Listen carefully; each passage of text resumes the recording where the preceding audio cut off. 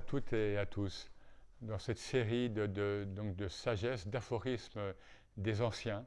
Hein, donc nous sommes au 9e, 10e siècle.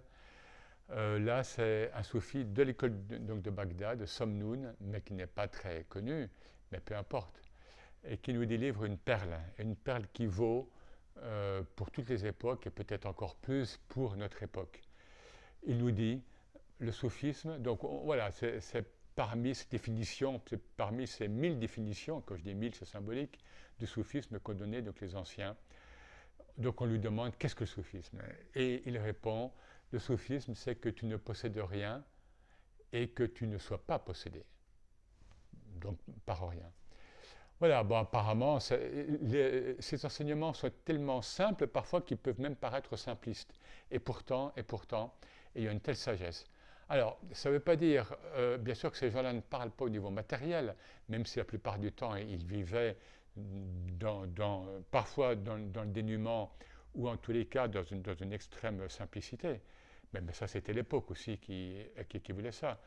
C'est-à-dire, tu peux très bien être riche matériellement, j'ai des cas précis, hein, dans le soufisme ou bien dans d'autres voies donc spirituelles, de saints ou bien de maîtres spirituels qui sont riches matériellement, mais ils sont comme s'ils ne possédaient rien.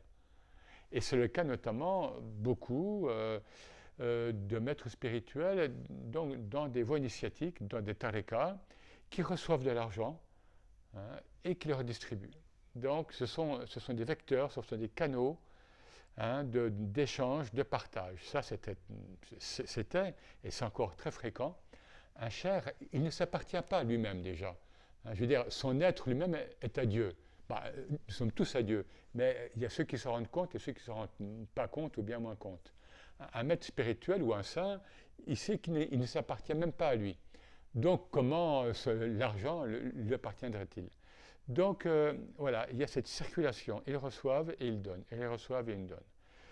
Donc le soufisme, c'est que tu ne possèdes rien. C'est-à-dire, du jour au lendemain, tu peux changer de position. C'est la route de la fortune. Hein, la vie peut faire que de riche matériellement, tu passes à la pauvreté, voire à l'extrême indigence. Mais rien ne changera dans ton rapport à Dieu. Et ça, c'est pas donné à tout le monde.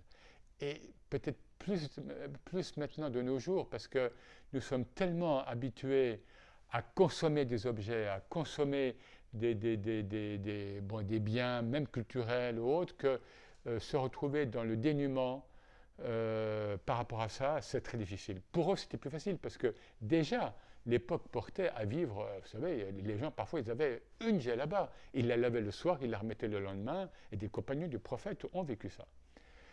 Et voilà, et nous sommes tellement entourés, nous sommes tellement enveloppés de confort. Voilà, et le soufisme, c'est que tu ne possèdes rien et que rien ne te possède. Parce que si tu ne possèdes rien spirituellement, eh bien, tu ne seras possédé par rien. Donc, tu seras libre. Tu seras libre. Hein. Donc, c'est la vraie émancipation, c'est la vraie libération spirituelle. Merci à vous.